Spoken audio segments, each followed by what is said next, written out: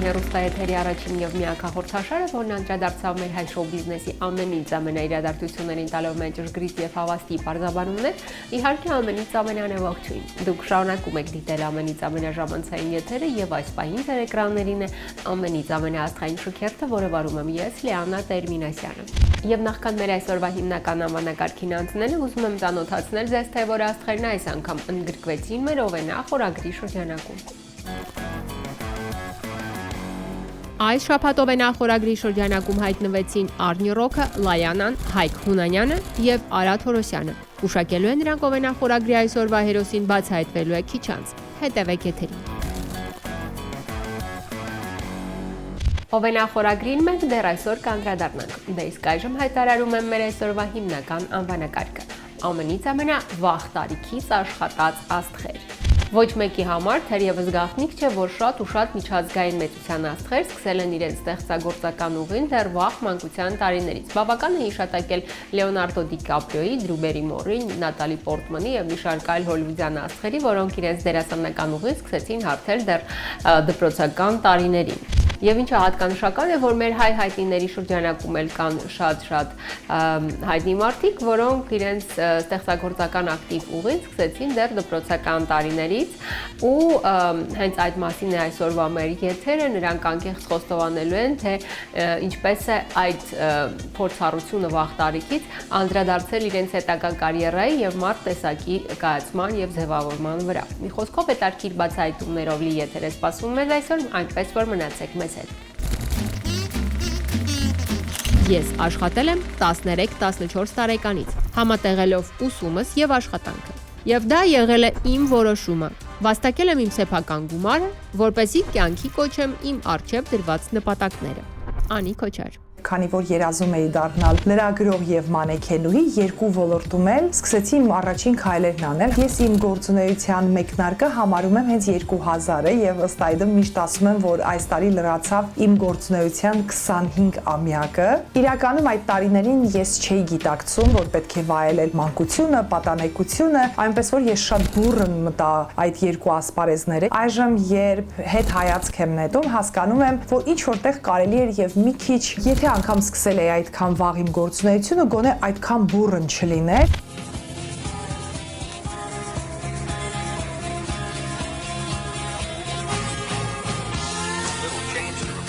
Погода в Сиэтле к выходным изменится. Мы ожидаем циклон.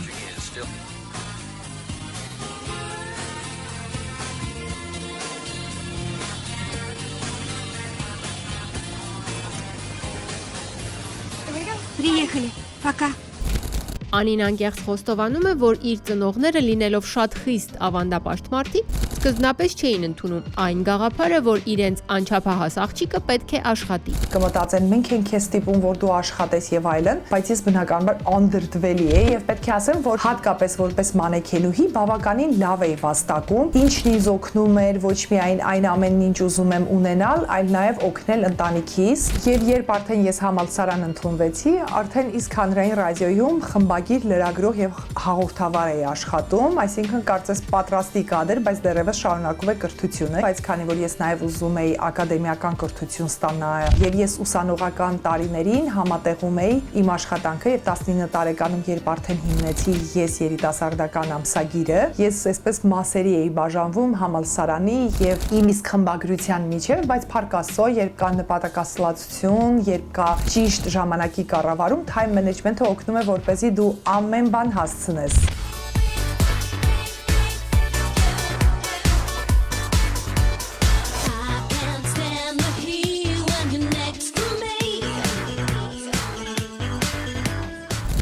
Ինչպես էր Անին կարողանում համատեղել դպրոցի ուսումը իր գերխիտ աշխատանքային գրաֆիկի հետ։ Մանեքենու աշխատանքը ուղիղ կապ ունի արտաքին տեսքի հետ, բայց ինձ միշտ օգնության է հասել բացարձակ գերազանց առաջադիմությունը, տարբեր բաներ, ինչը գուցե աններելի լիներ մեկ այլ աշակերտի կամ ուսանողի դեպքում, իմ պարագայում հանդուրժող եւ ներողամիտ էին գտնվում, որովհետեւ հասկանում էին, որ ես զբաղված եմ լուրջ գործունեությամբ, ես իմ հեղինակությունը նաեւ հոգուտ իմ դպրոցի հեղինակության էի օգտագործում, որպես պատանի լրագրող նաև ստացել էի մրցանակներ, լավագույն պատանի հրապարակախոս, տարվա լավագույն պատանի լրագրող, ինչպես նաև միջազգային workshop-ում Հայաստանը ներկայացնելու պատվին էի արժանացել, երբ ՄԱԿ-ի UNICEF-ը ընտրել էր Հայաստանից 2 պատանու, այդ թվում նաև ինձ, որտեղ էլ ես նկարեցի իմ 1 րոպեանոց վիդեո արտը, որը ցուցադրվել է Լոնդոնի BBC հեռուստաալիքով, ինչպես նաև մասնակցել է միջազգային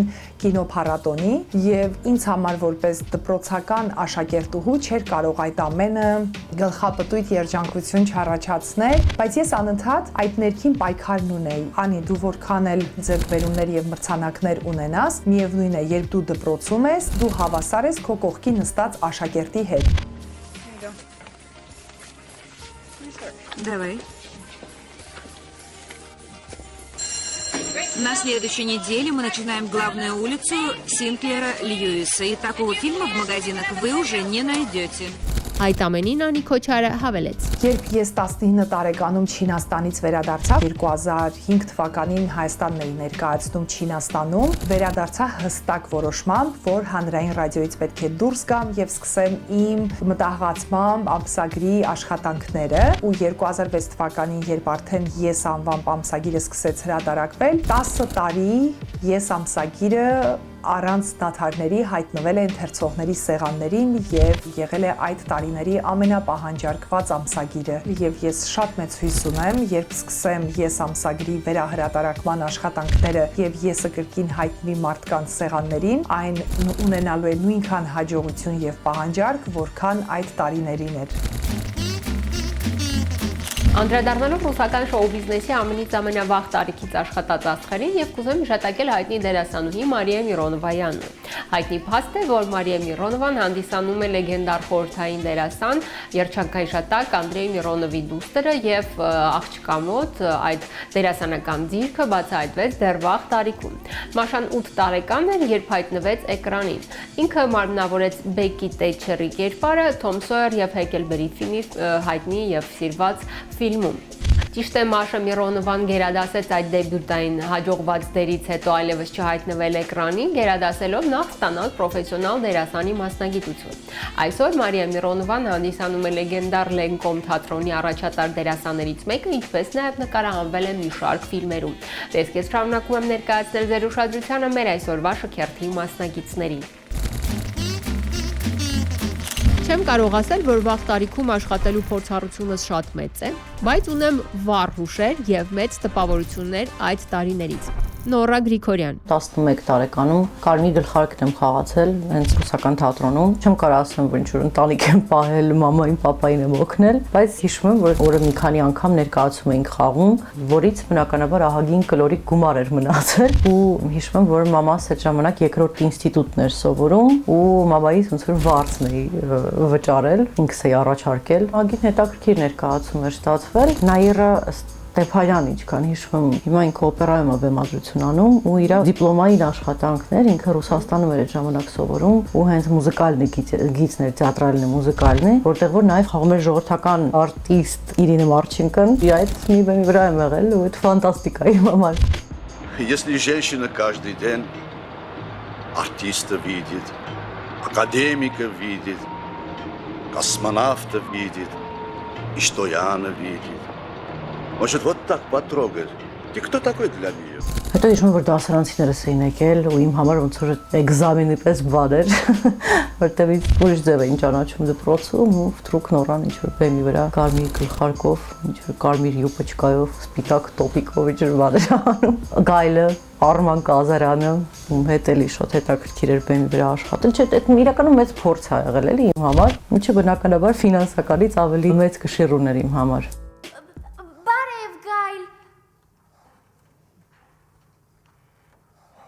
Բարև ձեզ։ Գայլ, իսկ իմ տատիկը մի քիչ հիվանդացել է։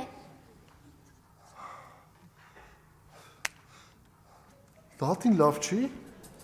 Դրանից հետո էլի մանկականում խաղացել եմ, այդ եղել է Ստոպացուլև պրինցեսը, Վանդիկի գրալ տիպը, ասենց։ Վանդիկը դա շատ դժվար էր բեմի վրա, որովհետև ինքը շատ էր սիրում գլխից սարքել։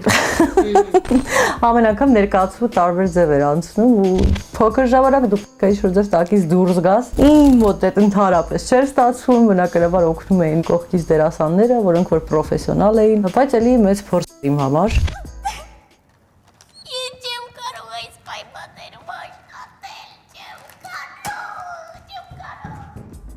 Հետո հիշում եմ նաև ինստիտուտի ինչ-որ տարիներին, երբ որ համ ինստիտուտում էի սովորում, համ զուգահեռ արդեն բեմադրություն էի անում, շատ երկար ժամանակ ոնց որ անցկացնում էինք ինստիտուտում ու հետո ես գնում էի փորձի ու էլի հետ էի գնում ինստիտուտ ու այդ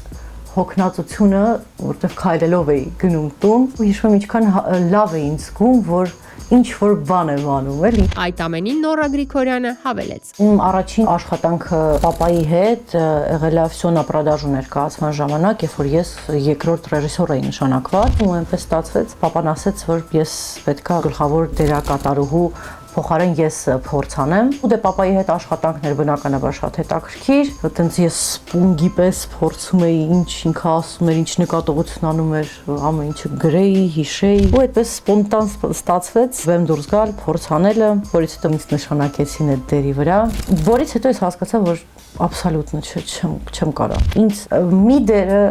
հետաքրքիր է, շատ հետաքրքիր է, բայց ես ավելի գերագույն ու մեծ հաճույք եմ ստանում տեսնել, թե ոնց են դերասանները այդ դերով վարակվում, սկսում ինչ-որ բան կառուցել քո հետ ու երբ որ դու, չգիտեմ, յուրաքանչյուրի հետ ինչ-որ մի հատ առանձին կոնտակտի մեջ ես, սենց իրար հետ տարբեր մթնոլորտների մեջ ինչ-որ բան եք կարողանում ստեղծել, հիմա էլ ասում եմ ու անկեղծ փշաքաղում եմ, որտեղ ինձ համար այդ սենց հիվանդագին ես դա շատ եմ սիրում։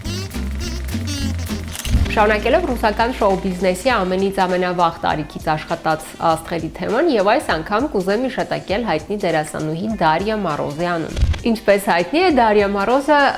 վաղամեռիկ հայտնի դերասանուհի Մարիա Լևտովայի եւ հայտնի ռեժիսոր վաղամեռիկ Յուրի Մորոզի դուստերն է եւ պատահական չէր, որ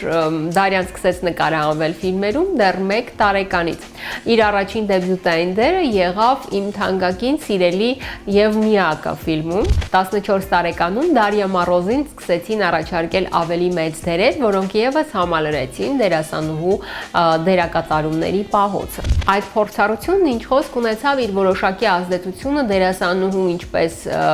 աշխատանքային փորձի, այնպես էլ մարդ տեսակի կայացման եւ ձևավորման հարցում, քանի որ հենց ինքը Դարիան անկեղծ խոստովանում է, որ վաղ տարիքից աշխատելը իր մեջ դաստիարակեց պատասխանատվության մեծ զգացողություն։ Դե ես քեզ շարունակում եմ ներկայացնել ձեր ուշադրությանը մեր այսօրվա շքերթի մասնակիցներին։ Ստացվեց այնպես, որ սկսեցի աշխատել 16 տարեկանում, երբ դեռ անչափահաս էի, չունեի անձնագիր, ինչը խորհրդային տարիներին մեծ խնդիր էր։ Հասմիկ Լեյլոյան 7-րդ, 8-րդ դասարանում էի։ Մեր դասանից մի աղջիկ կար, որ իրար հետ էլ մոտ էինք։ Իր մաման խնդրեց, որ ես իր հետ կանոն պարապեմ, բայց մասնավոր պարապեմ։ Դա ամենաառաջի աշխատանքն է եղել իմ։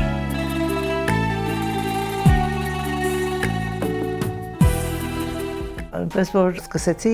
աշխատել դեռ անձնագիր չստացած։ Բացվել էր երաժշտական սրահներ, նույն ձևի ոնց որ երաժշտական դպրոցում դասերը ընթանում էր։ Ինձ ծանոթ մի ակարդեոնի դասատուն, որ արդեն գործի էր ընդունվել, տարիքով էր ավելի, ներկայացրել էր տնօրենին, որ այսպես մասնագետ կա, կուզենք որ ինքը աշխատի, ու ինձ կանչեցին տարան ծանոթացնելու տնօրենի հետ։ Տնօրենը որ տեսավ, ասեց՝ «Բալիկ ջան,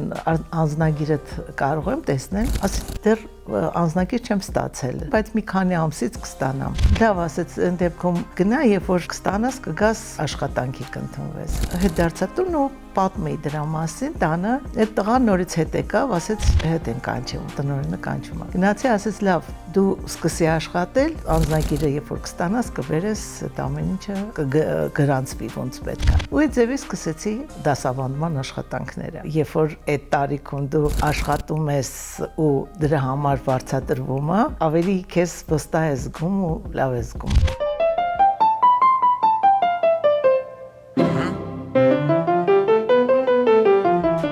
Հոմանոս Մելիքյան ուսումնարան երբ որ ընդունվեցի 15 տարեկանում այդ տարվանից էլ դեռ մինչև դասավանդելը աշխատում էի Rood Reserve կար երաժշտական խումբ ունեին, որտեղ ես նորից աշխատում էի։ Ինձ համար համենայն դեպս շատ հետաքրքիր է եղել վաղ հասակից աշխատելը։ Ամեն դեպքում ես հասցրել եմ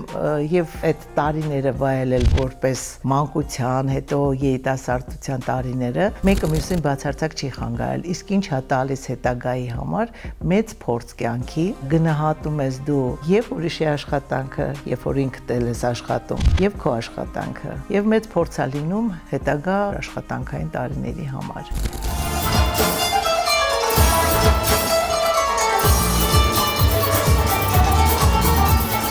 Հասմիկ Լեյլոյանն անկեղծ խոստովանում է, որ վաղ տարիքում աշխատելու տարիներից ինքը կարողացել է իր բոլոր կարիքները հոգալ ինքնուրույն եւ իր ցանկացած նպատակը կյանքի կոչել առանց որևէ մեկի վրա հույս դնելու։ Սեփական աշխատանքով, երբ որ կարողանում ես այդ շատ հարցեր լուծել, այդ ժամանակ էլ դու քեզ ավելի վստահ ու ավելի լավ ես զգում, որ դու կարող ես դա անել ու անում ես։ Նաեւ կարողանում ես, եթե պետքա, օգնել ընտանիքին, մասնակից լինել այն հարցերին, ինչ որ հաշվենք պետքա տանը օգնելու։ Շուտ տարիքից աշխատելը նաեւ օգնում է, որ դու կարողանաս ֆինանս կուտակել եւ հետագայում կարողանալ ավելի մեծ բաներ ստեղծել քեզ համար։ Ինչպես իմ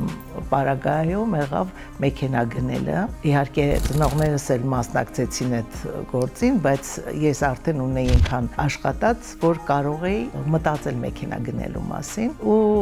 շատ վաղ տարիքից ունեցա առաջին մեքենան, որը ինձ շատ պետք էր, քանի որ ես կանոնը տեղափոխում էի տաքսիներով եւ շատ ավելի դժվար էր ինձ համար, քան ես կունենայի իմ մեքենան ու հանգիստ կարող էի գործիքս տեղափոխել կամ համերգներին ավելի հանգիստ գնալ ու գալ։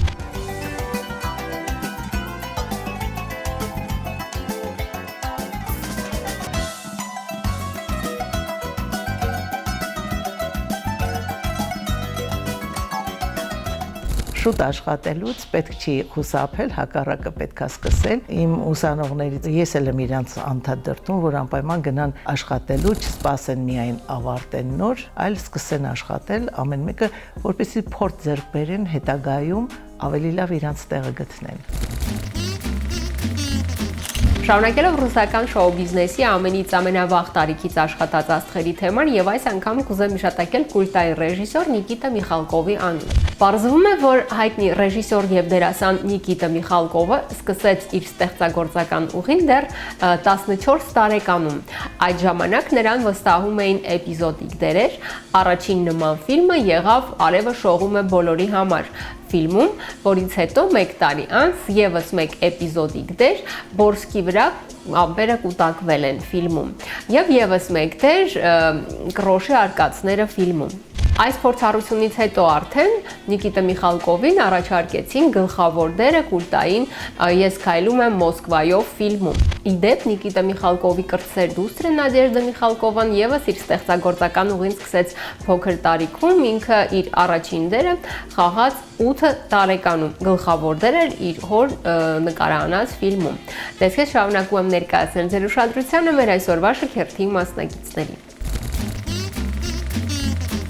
Ես համարում եմ ինձ երջանիկ մարդ, որովհետև իմ աշխատանքային ուղին սկսվեց դպրոցական տարիներից եւ ինչը հատկանշական է, ինձ համար շատ հոգեհարազատ մի ոլորտից։ Խոսքը ռադիոյի, այն էլ հանրային ռադիոյի մասին է։ Անկա Սարիբեկյան։ Մրցույթ էր հանրային ռադիոյում, գնացի, ընդունվեցի, 14 տարեկան էի եւ ուղիղ եթերներում էինք եւ մանկապատանեկան բաժին կար եւ պարբերաբար հանրային ռադիոյի դիմացի հատվածում, որտեղ շատ գեղեցիկ սրճարան կար, բոլոր այսպես աստղաբույրը կար, ես հանդիպում էի, փորձում էի շատերի հետ ծանոթանալ ու այդպես սկսվեց իմ աշխատանքային ամբողջ ընթացքը։ Ես իմ հիմնական հիմքային կարիերան իհարկե որպես ռադիոհաղորդավար սկսեցի հանրային ռադիոյից, որը մեծագույն արվեստի դպրոց է, հիմք է յուրաքանչյուր հաղորդավարի համար։ Սկսեցի աշխատանքային փուլը, սկսեցի խմբագիրների հետ շատ սիրելի աշխատել, նյութեր էինք պատրաստում մանկապատանեկան, այդ ընթացքում Արեգ խմբագրությունը վերանվանվեց արդեն Հարի Փոթերի ակումբ, հենց այդ խմբագրության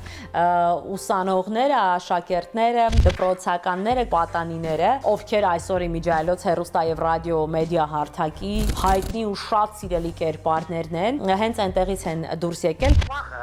Հայաստանի վարչապետն խոնդես կունենա մեր խորցով։ Իմոլ մգակերտա կվարտոլի բերքողովակեն մորտունակ եղերում։ Ես շատ լավ հիշում եմ մեր շատ սիրելի պարոն Արմեն Ամիրյան, ասում էր դուք նոր շունչ եք տվել, մենք ոնց որ փոքրիկ այսպես խաղատուտիկներ լինեինք, անդադար շենքում ակտիվություն էինք տալիս։ Ես ուղղակի սիրահարվեցի այդ ժամանակ ռադիոյին ու անմնացորդ իմ ամբողջ կյանքի հաջորդիվ մասը իհարկե տվեցի հանրային ռադիոյին, այնուհետև իհարկե գնացի դեպի FM։ Ռադիոհայում աշխատեցի մինչև այն ժամանակահատված, ինչքան որ հարկավոր էր, գնացի դեպի 97 Արարատ FM, այդ ժամանակ այժմ ռադիոջան ռադիոկայան ու արդեն սոլո կարիերա սկսեցի անկաշոու ռադիո նախագիծը ու մի բան պիտի ասեմ, այդ ընթացքում յուրաքանչյուր աշխատավայրում ստացվել է այնպես, որ ես միշտ փոքրն եմ եղել, մինչև հիմա այստեղ։ Անկան անկեղծ խոստովանում է, որ վաղ տարիքից աշխատելն իր համար առաջին հերթին մեծ փորձառություն էր, որը կոփեց իրեն եւ ճիշտ կողմնորոշեց իրեն հետագա կարիերայի աճում։ Շատ վաղ հասակից աշխատելը բերում է, որ դու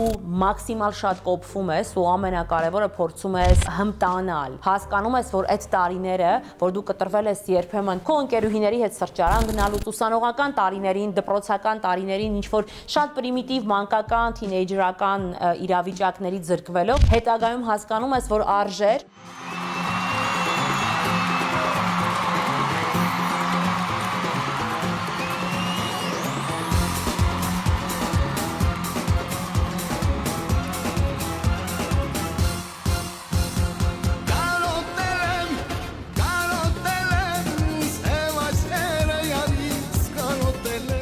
Անկան անկեղծ խոստովանում է, որ շատ լավ հիշում է այն օրը, երբ ինքը ստացավ իր առաջին աշխատավարձը։ Առաջին աշխատավարձը 67500 դրամ էր, պայուսակից մեջ էր, ամբողջ ժամանակ հիշում եմ, ինձ մոտ տպավորություններ, ոնց որ բոլորը գիտեն, որ ես այդքան մեծ գումար եմ աշխատել, մինչև տուն եմ հասել, այսպես շատ վախ որած, մտածում եմ, որ Աստված իմ հանկարծ ոչ մեկ չգողանա։ Գնացի ու գնեցի առաջին աշխատավարձով, շատ գեղեցիկ գինու բաժակներ, որոնք մինչև հիմա էլ իհարկե կան։ Սա ինձ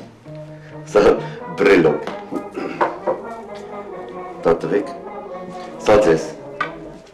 Տորթեր շատ եւ վաքսինան DJ, ով այդ ժամանակ իմ հաղորդաշարի գլխավոր հնչյունային ռեժիսորն էր։ Մենք միասին պայմանավորվել էինք, որ յուրաքանչյուրս մեր աշխատավարձով պետք է շատ համեղ խմորեղեններ գնի։ Ռադիոկայանում այսպես բոլորը, ով գալիս էր, հյուրեր էին գալիս, բոլորը ասում էին Արտաշեսը Մկրտչյան շատ լավ եմ հիշում, ասում էր, ահա, անի ստացել եմ աշխատավարձ ու մենք փորձում ենք միասին վայելել։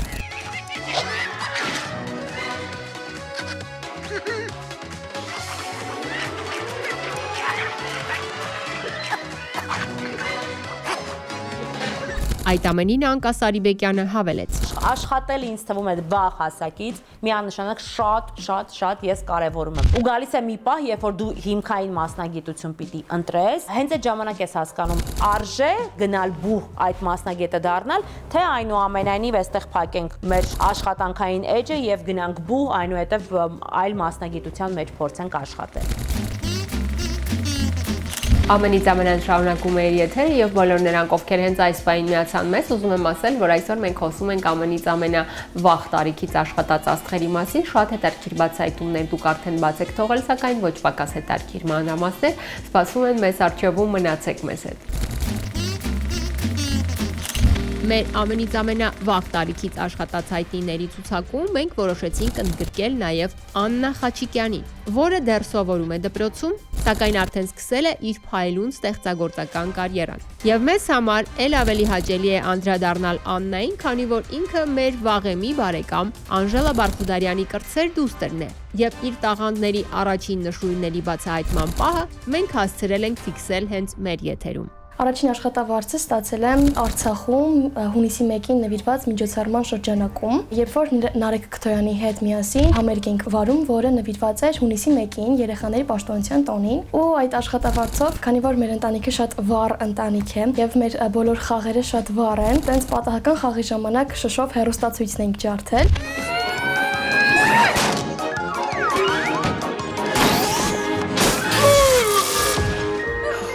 առաջին աշխատավարձով հենց հեռուստացույց գնեցի, որը մայրիկին սենյակում հենց տեսնում եմ, ես հիշում եմ այդ աշխատանքի մասին։ Դե հետո արդեն շատ փոքրուց ես քաստինգների էի մասնակցում, հերթական մեկի ժամանակ արտակարգ քաստինգներ ու անցամ, սկսեցի նկարահանումները իմ ավագ ընկերների հետ միասին ու տենց սկսեցի արդեն դերասանական ոլորտում աշխատել որպես դերասանուհի։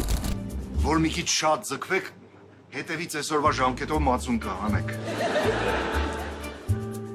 Որ մի քիչ էլ շատ ձգվեք, վաղվա ժամկետով էլ կլինի։ Չէ՞ բակ։ Այուր։ Հետո արդեն Բոլոլա սիթքոմից ինձ կանչեցին։ Ես խաղացի գլխավոր դերերից մեկը, Նարեի կերպարը մարմնավորեցի, որը մինչ օրս էլ շարունակվում է։ Ես գնում եմ նկարահանման։ Իսկ կարող է գլխարկու ակնոցում ունենաք։ Ինչի ուզում ես կերպարն փոխվես, որ ֆանատները չճանաչեն։ Դե բավական ճանապարհին հետս նկարվեն ու ուշանամ։ Չէ, չունեմ, բայց կարա մաննայի բարի կտամ, դրա վարդագույնն էլ կա։ Երբ որ ես փոքր ժամանակվանից սկսեցի աշխատել ու միշտ շատ ծանր գրաֆիկի մեջ էի, ես հասկացա, որ ավելի ինքնավստահ եմ լինում, ավելի ինքնուրույն եմ դառնում, արդեն հասկանում եմ, որ իմ բոլոր գործերի պատասխանատուն հենց ես եմ։ Աննան անկեղծ խոստովանում է, որ խիտ գրաֆիկով աշխատելն ու ուսում ստանալը իր համար միայն հաճելի է, քանի որ այդ ամենից ինքը շատ մեծ հաճույք է ստանում։ Չեմ հասկացել, որ ես գնում եմ աշխատանքի ու մանավանդ իմ առաջին սիթքոմի նկարահանվելը, ես ավելի շատ որպես շատ հաճելի ժամանց էի ընդունում, բայց հետո երբ որ վարձատրվեցի, ես հասկացա, որ ավելի լուրջ պետք է դրան վերաբերվեմ եւ հետագա արդեն եթերաշրջաններում ավելի լուրջ, ավելի պատրաստված էի միշտ գնում։ Մեր Բոլոլա սիթքոմի տաղավարում մեզ գերազանցիկներ են անվանում, քանի որ մենք միշտ սցենարը սովորած ենք գալիս, առաջին կադրերից փորձում ենք ամեն ինչը նկարահանենք ու այդ գերազանցիկ լինելը ոնց որ իմ սովորական կյանքի մեջ էլ մտել, փորձում եմ ամեն ինչը sense սովորած, պարտաճանաչ անեմ։ Ու իհարկե այդ դպրոցից էլ է գալիս, որ ես 1-ից 9-րդ դասարան, մինչև հիմա գերազանցիկ եմ։ Ես ու Սայմոնը իրար համար ենք ստեղծված։ Արփի ոնց կարեք իրար համար ստեղծված լինեք, եթե Սայմոնի IQ-ն 220-ը, իսկ դու չգիտես IQ-ն ինչ է։ Աննայի ձեռք բերած փորձառությունը եւ ճանաչումը իր համար առիթ դարձավ եւս մեկ աշխատանքային փորձառություն ձեռք բերելու համար։ Իմ ընկերուհին ինձ զանգեց, ասաց, որ մեր դպրոցում տարբեր հայտնի մարդկանց հետ ինչ-որ զրույցներ են ունենում, երբ երեխաները ինչ-որ հարցեր են տալիս իրենց հետաքրքրող կամ դու քո թեկուզ կարճ անցած ճանապարհից պատմում ես, ու ես տենց որպես հյուր գնացի, ինձ շատ հավանեցին ու ընդունեցին որպես ասիստենտ աշխատանքի ու հիմա ես փոքր երեխաների հետ 6-ից 11 տարեկան մոտավորապես տարբեր ներկայացումներ ենք բեմադրում, որոնք խաղում ենք Հայաստանի լավագույն թատրոններում։ Տիկին Ժուլիետ, թույլ տվեք ձեզ մայրիկ կոչել։ Ինչու է ուզում այս բարան ինձ մայրիկ կոչել։ Տիկինը տեղյակ չէ։ Տեղյակ։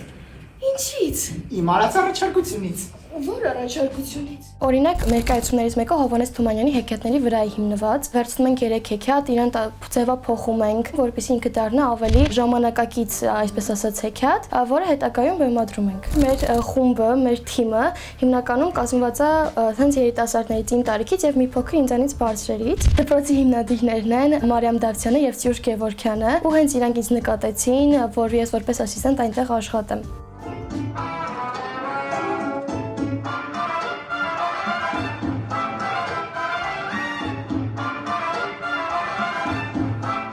Այն, որ Աննան զբաղվում է նաև բլոգերությամբ, մենք առիթ ունեցել ենք խոսել դեռ 2020 թվականին։ Ինչ է փոխվել այդ տարիներից առ այսօր բլոգինգի ասպարեզում։ Այդ հարցին Աննան խոստովանեց հետևյալը. Ես չեմ համարում տենց ինչ-որ բլոգեր ինձ, բայց աշխատանքից, որ ես կատարում եմ, միշտ փորձում եմ կիսվեմ իմ Instagram-ի եւ Facebook-յան էջերում, այսինքն մարդկանց միշտ հետաքրքրում է իմ սթորիները դիտել, երբ որ ես ինչ-որ նկարահանումների մեջ եմ, կամ թեկուզ այդ ներկայացումներից ինչ-որ հատվածներով կիսվում եմ։ Ժուլիետ, խոսելու բան ունեմ, աղջիկը սիրեկան ունի։ Ես հիմա շատ ակտուալ են ինչ-որ հումորային փոքրիկ վիդեոները, ու ես էլ եմ փորձում դրա ինչ-որ մասը կազմել։ Փոքրիկ հերոս է, որի անունը Ծյոծ Գրետ է, ինքը տենց տատիկ է, որը միշտ տենց ինչ-որ հետաքրքիր հագուստներով է, մեծ շղթաներով է, որը միշտ բոլորին քննադատում է, ու ինքը գիտի, որ ինքը ամենաճիշտն է։ Լավ, անսպասելին հասկացանք, բայց յուրահատուկը ո՞րն է։ Հա, դե անսպասելին հասկացանք, յուրահատուկներ Հենա, բաբուս թունա խալու վրա կախած, յուրահատուկ չի, շատ յուրահատուկ է։ Հա, դե քաոսա, բան չասեցի, բայց ասեք, որ ճաշակով քաոսա, չէ, ճաշակով քաոսա, տաշկիրակս բերեք։ Ինչպես նաև խոհարարական բլոգինգով եմ զբաղվում, դեռ բլոգերության համար չեմ վարձատրվում, որովհետև հիմնական որպես աշխատանք բլոգերությունը ես չեմ համարում։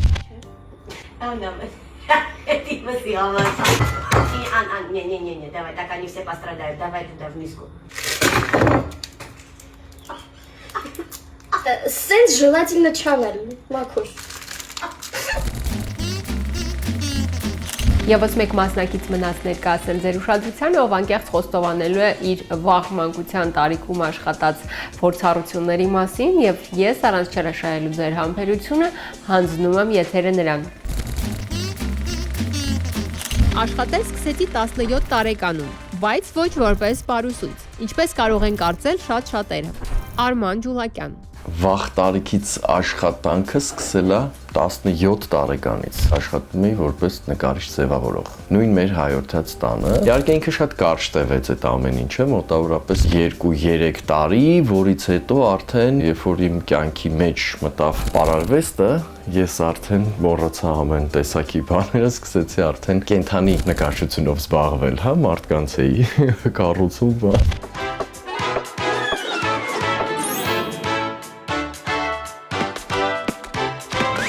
21 տարեկանից, երբ որ սկսեցի արդեն լրջագույնը զբաղվել, աշխատում էի նույն հայորդաց տանը որպես փոքրերի մանկավարժ։ Ծառայության տարիների ընթացքում էլ, որ Սարդարապատում եմ ծառայել, մեր շատ սիրելի ընկեր Մուրադը մեկ-մեկ ինձ ասում էր՝ փոքրերի հետ կաշխատես, տենց սկսեց կամաց-կամաց ձևավորվել իմ մեջ աշխատել որպես փորձավար մանկավարժ։ Դե ծառայությունից անմիջապես հետո, երբ որ եկա մեր հայորդաց տուն, ստանձնեցի դպրոցի գեղարվեստական ղեկավարի տեղը ու արդեն շատ երկար տարիներ աշխատում եմ նույն վայրում, նույն դպրոցում ու շատ սերունդներ բաց եմ թողում այս մեծ աշխարհ։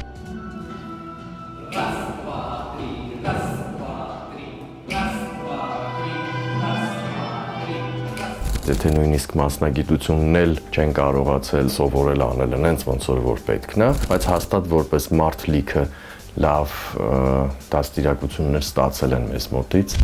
ու դրա լավն էլ է, որ կապը մինչև օրս տարբեր սերունդների ներկայացուցիչների հետ պահվում է, նույնիսկ իմ սաներից մեկի քավորն եմ ու իրանց երեխեքի քավորն եմ։ Ես միշտ էլ իմ բարողներին, իմ աշակերտներին, իմ սաներին ասում եմ, որ ես ձեր համար դասատու չեմ, ես կարամ լինեմ ձեր կյանքի լավ, ավագ ընկերը։ Դասավանդում եմ Թատերական ինստիտուտում, իմ շատ լավ ընկերոջ հետ Արա Ասատուրյանի, ինքը որպես կուրսի ղեկավար, ես դասախոս եւ այս տարի արդեն ուղարկում ենք նրանց դիպլոմի։ Արմանն անկեղծ խոստովանում է, որ դասավանդելու ձիրքն ինքը ժառանգել է գեներով մորական կողմից։ Այս իմ սիրել սովորեցնելը, փոխանցելը այնքան կա իմ մեջ, որ մի շատ լավ առիթով մի հատ լավ հիմնադրամ կա, Հազար Վահան հիմնադրամը։ Շատ լավ բարեգործական ծրագրեր են անում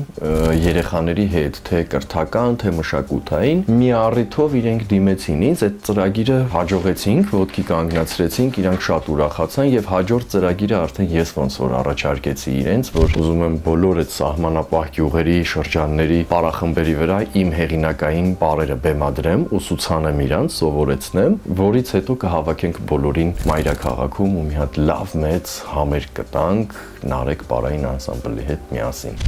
1 2 3 4 5 իջավ ներքև 6 մյուս կողմ հասա անկյուն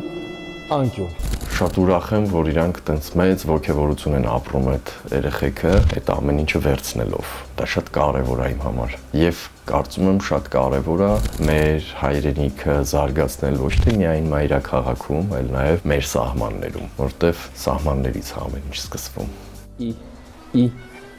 4 ներքևից ստեղ։ Այդ ամենին Արման Ջուլակյանը հավելեց. Այդ վաղ տարիքից սկսած պրակտիկան արդեն շատ հմտորեն տեղափոխվում է այս ավագ տարիները ու կարողանում ես այդ վաղ տարիքից ձեռք բերած պրակտիկայի շնորհիվ շատ շուտ կողմնորոշվել քո անելիքների մեջ։ Այ կարծում եմ դա ամենակարևորներից է։ Ես միշտ ուրախանում եմ, երբ բացահայտում եմ, որ Հայաստանը համալրվում է նորանոր բանի մած փորձառու բարեխիղճ մասնագետներով, որոնք ունենալով իրենց աշխատանքային փիլիսոփայությունը եւ սկզբունքները, բարձրացնում են յուրաքանչյուր կոնկրետ ոլորտում մատուցվող ծառայությունների որակը եւ մակարդակը։ Եվ այս անգամ կուզեմ անդրադառնալ նման մասնագետի մատնահարդալման ոլորտում։ Մաշա Մագոյան հիշեք այս անունը։ Բացատրեմ ինչու։ Դե այն պարզ պատճառով առաջին հերթին, որ ստանալով տարիներ շարունակ խորը գիտելիքներ, մեծ փորձառություն եւ վերապատրաստվելով ու ծանոթանալով բոլոր նորագույն առաջատար տեխնոլոգիաներին եւ տեխնիկաներին մատնարդարման ոլորտում Ռուսաստանի Դաշնությունում, իսկ ավելի ստույգ Մոսկվա քաղաքում, Մաշան մի օր որոշեց վերադառնալ Հայաստան եւ իր երազած մատնարդարման ստուդիան ստեղծել հենց մեզ մոտ Հայաստանում։ Ուշագրավն այն է, որ Nail House by Masha ստուդիան այն եզակի ստուդիաներից է, որտեղ ներկայացվում է մակրոմանիկյուր, այսինքն ամենախորացված հիմքային խորքային մատնարդարում, որի արդյունքում անգամ մանրադիտակով ուսումնասիրելով եղունգներն ու մատերը ոչ մի բիծ գտնել հնարավոր չէ։ Այս եւ մի շարք այլ առավելությունների եւ առանձնահատկությունների մասին այսօր մեզ հետ կկիսվի Nail House by Masha-ի հիմնադիր տնօրեն, մատնահարդար, հանգստության եւ պոզիտիվի խորհրդանիշ Masha Magoyan-ը։ Մանկուց շատ եմ սիրել զբաղվել մատնահարդարմամբ, վարսերով, միշտ տատիկիս, մամայիս եղունգները սիրուն հարդարել եմ, պեդիկյուր եմ կատարել։ Անցան տարիներ, դպրոցից հետո ինձ ծնողներս տարան ինֆորմատիկայի պետական քոլեջը։ 2 տարի սովորելուց հետո հասկացա, որ սա իմը չէ, եւ ծնողներիս խնդրեցի, որ ընդհատեմ ուսումս, իրանք համաձայնվեցին եւ ինձ օգնեցին, որպեսզի ես գտնեմ համապատասխան դպրոց, համապատասխան մարդկանց, որպեսզի սովորեմ մատնահարդարում։ 17 տարեկան սովորում էի, աշխատում էի, տանն էի աշխատում եւ գնացի ընդունվեցի սալոն, որը որ համապատասխան էր իմ անվանը։ Հետո այնպես ստացվեց, որ մենք տեղափոխվեցինք Մոսկվա ծնողներիս հետ։ Հայտնվելով Մոսկվայում, աշխատելով այնտեղ, հասկացա, որ պետք է կատարելագործվեմ եւ գնամ առաջ, սովորեմ, վերապատրաստվեմ տարբեր դպրոցներում։ Էմի դպրոցում սովորեցի եղունգների դիզայն մասնագիտացմամբ, Վսիա-Ռուսի դպրոցում վերապատրաստվեցի ավելի խորացված գրագետ մակրոմանիկյուրը։ Հարության մեջ ավելի տարածված է Russian nails, սովորելով մակրոմանիկյուրը։ Ես հասկացա, որ դա ինձ ավելի ադուր գալիս եւ փորձեցի ավելի խորացված, մասնագիտացված սովորել այն եւ ստեղծեցի իմ հեղինակային տեխնիկան Russian nails։ Ապարատային կամ կոմբինացված մատնահարդարման շնորհիվ մենք ստանում ենք խորը, անվնաս եւ մաքուր արդյունք, ինչը չի խանգարի գելլակի երկար եւ անվնաս մնալուն, իսկ կուտիկուլաները ագրեսիվ աճ չեն ունենում։ Տարիների փորձ ձեռք բերելով եւ ավելի հմտանալով իմ մասնագիտության մեջ հասավ այն պահը, որ ես հասկացա, որ ուզում եմ կիսվել իմ գիտելիքներով իմ գոլեգաների, մասնագետների հետ։ Եվ ես որոշեցի, որ պետք է անցնեմ ինստրուկտորский կուրս Վսիա-Ռուսիում, որպեսզի լինի ավելի օրինական եւ կարողանամ տալ սերտիֆիկատներ եւ դիպլոմներ իմ աշակերտներին։ Այս դիպլոմի շնորհիվ իրավունք ունեմ սովորեցնելու գրագետ եւ անվտանգ մատնահարդարում։ Դիպլոմը ստանալուց հետո ես տեղափոխվեցի Հայաստան եւ այդ ընթացքում ամուսնացա։ Երբ որ ես եկա Հայաստան, երազանքներից մեկն էր գեղեցկացնել մեր հայ կանանց իմ ոլորտում եւ որոշեցի ուսումնասիրել Հայաստանի մատնահարդարման ոլորտը, հասկանալ թե ինչ է ավելի շատ պահանջարկը հայ կանանց եւ լծվեցի ավելի շատ ցանկությունով ստեղծել հենց իմ անկյունը Nail House by Masha Magoyan։ Իմ երազանքն էր ստեղծել մի անկյուն, որտեղ տիրելու է անմիջական մթնոլորտ, եւ ես հավաքեցի մի թիմ, որտեղ որ բոլոր մասնագետները վերապատրաստվեցին ինձ մոտ, սովորեցին հենց այդ Russian nails տեխնիկան։ Եվ արդեն 5 ամիս է, ինչ մենք գործում ենք։ Ինչ դժվարությունների եմ բախվել Հայաստանում աշխատելիս։ Ասենք նրանից, որ միանշանակ Հայաստանում ինձ համար ավելի լավ է, բայց եկեք խոսենք Երևանում nail սալոնի մինուսներից։ Առաջինը հենց տեղն է։ Մեր մոտ կա կարծրատիպ, որ եթե սալոնը փոքր կենտրոնում չի գտնվում, ուրեմն մասնագետները լավը չեն։ Դրա համար ապացուցելը, որ հենց մեզ մոտ կենտրոնի որակ է, դարձել է իմ աշխատանքի մի մասը։ Երկրորդը իհարկե արժեքը։ Բոլորն են ցանկանում վճարել քիչ եւ ստանալ իդեալական արդյունք, բայց եկեք ընդունենք, որ ցանկացած ոլորտի, ցանկացած մասնագետ գիտի իր արժեքը լավ աշխատանքի դիմաց։ Եվ վերջում, կարծիք թողնելը։ Յուրաքանչյուր ոլորտի մասնագետ ուզում է լսել իր կատարած աշխատանքի դիմաց կարծիք, թեկուզ վատը։ Էլ չեմ ասում այս ոլորտում ամեն եղունգի նկար գցելը եւ մեզ թագանելը մի աշխարհարժ է։ Բոլորը ինձ հարցնում էին, թե ինչու ես կենտրոնում չեմ բացել իմ nail house-ը, իսկ ես փորձ փորձեցի կոտրել կարծրատիպերը, որովհետև մենակ կենտրոնում չպետք է լինեն լավագույն մասնագետները, պետք է հենց լինեն ամեն ծայրամասերում անգամ քաղաքի, որովհետև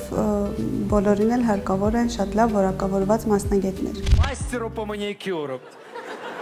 Это вот самая переоцененная профессия, я вам клянусь. Вы видели отзывы им, которые «Моя волшебница, моя фея, богиня, кудесница рук, лучший человек на земле». Մեր ստուդիայի կատարված Russian Nails առավելությունը այն է, որ մեզ մոտ կարողանում ենք արդյունքը նկարել մակրոլինզայով։ Ամեն աշխատանք չի, որ մենք կարող ենք նկարել մակրոլինզայով, որովհետև բոլոր թերությունները, եթե կան դաժե մի պուջուր բիծ, դա երևում է։ Իսկ Russian Nails-ն այդ այն է, որ դու կարող ես քո աշխատանքը նկարել անթերի, եւ դա հենց ֆիշկան է։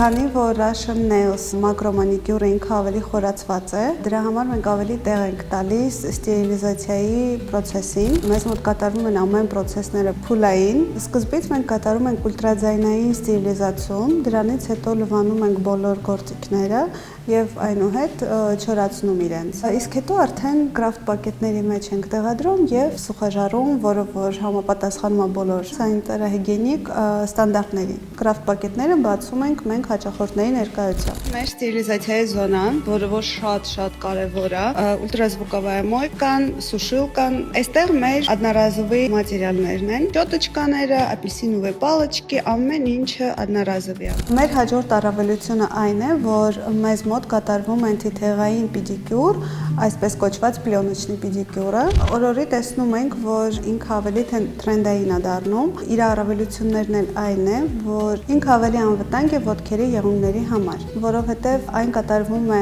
հասարակ լաքով, այսինքն իր առաջի շերտը հենց հասարակ լաքն է, այնուհետև կատարվում է հենց պլյոնոչնի պեդիկյուրը, որից հետո ուղղակի տոպ են գցում, այսինքն ծաղրություն չի հանդիսանում եղունգին, հատկապես ցուրտ սեզոնին, երբ որ հագնում են արդեն փակ կոշիկներ, եղունգին այն չի վնասում, ինչպես որ կվնասեր ուրիշ պակրիցիաները։ Եվ ամենակարևորներից այն է, որ նա ունի թե պրինտերի, թե գույների միատոն լայն ընտրություն։ Nail House նաև գալիս են ոչ միայն կանայք, այլ նաև տղամարդիկ, որովհետև իրենք էլ սիրեցին Russian Nails անվտանգ մատնահարդարում։ Եվ ամենակարևորը, Nail House-ում տեղի են ունենում դասընթացներ 0-ից վերապատրաստում եւ վերապատրաստում պեդիկյուրի։ Կան եւ խմբակային եւ անհատական դասընթացներ, որից հետո իրենք ստանում են սերտիֆիկատ, որից հետո լավագույնները անցնում են աշխատանքի հենց մեզ մոտ եւ միանում են մեր թիմին։ 2 տարի այս ոլորտում ես, ինչի ընտրեցիր հենց մատնահարդարումը։ Սիրում եմ հաճախորդների գոհ դեմքը։ Սիրում եմ, որ իմ աշխատանքից հաճույք ստանամ սկզբից ես, լինի իդեալական մատնահարդարում, որ կարողանամ նկարել եւ հաճույք ստանալ իմ մակրոսյոմկաներից եւ իհարկե հաճախորդներս, որ լինեն բավարարված։ Я люблю такие. Классика, она всегда в моде. Красота. Все, кто хочет качественный маникюр по приятной цене, все к моей Маше. Եկել է պահը Օվենա խորագրի, որի շրջանակում մեր մասնակիցները պետք է գուշակեն, թե որ հայտնի մարդու ոչ հայտնի լուսանկարն են ներկայացնում իրենց ուշադրությանը։ Դեպ նաև դուք սիրելի հեռուստադիտողներ ունեք հնարավորություն մասնակցել մեր այս խորագրին ուղարկելով հայտնի մարդկանց ոչ հայտնի լուսանկարները մեր Facebook-յան պաշտոնական էջին։ Իսկ ես ամենահետաքրքիրները բնականաբար կներկայացնեմ եթերում։ Եվ այսպես, այսօրվա մեր մասնակիցները պետք է գուշակեն, թե որ հայտնի մարդն է այսօրվա Օվենա խորագրի հերոսը։ Վայ մամա ջան, մի րոպե։ Ռոբերտ Դե Նիրո։ Ռոբերտ Դե Նիրո։ Ռոբերտ Դե Նիրո։ Դե Նիրոն է։ Հա, բայց մի փոքր նման չի, բայց որ ասացիր, հա։ Սենց նկար ունի ինքը։ Խալը պետք է մեծացնել։ Հա, այսենց երևում է, Դե Նիրոն է։ Ահա այսպիսին էր մեր այսօրվա շքերթը լի հետաքրքիր ու բովանդակալից բացահայտումներով։ Եվ այդ ամենին թերևս հավելեմ, որ վաղ տարիքից աշխատելն ինչ խոսք ունի իր թե դրական եւ թե բացասական կողմերը։ Դրականները թերևս դրանք են, որ երեխան վաղ տարիքից աշխատելով իր մեջ ձևավորում է մի շարք հատկանիշներ, պատասխանատվություն, կարգապահություն, իր կատարած քայլերի համար սթափ գիտակցում, սակայն բացասականներից մեկն էլ այն է, որ երեխան այսպիսով կորցնում է այն հնարավորությունը ապրել իր մանկության չարաճճիությունները։ Դեսքից մնում է միայն ասել, որ հաջորդ շաբաթ մեզ սպասում է շատ հետաքրքիր մի անվանակարգ, այնպես որ ակտիվ հետևում ենք անոնսներին, բացահայտում անվանակարգը, շքերթը եւ իհարկե սրտատրոփ սպասում մեր հաջորդ եթերին։ Դեսք մենք անիպենք արդեն հաջորդ շաբաթ ամենից ամենաժամանցային եթերում։ Հաջողություն։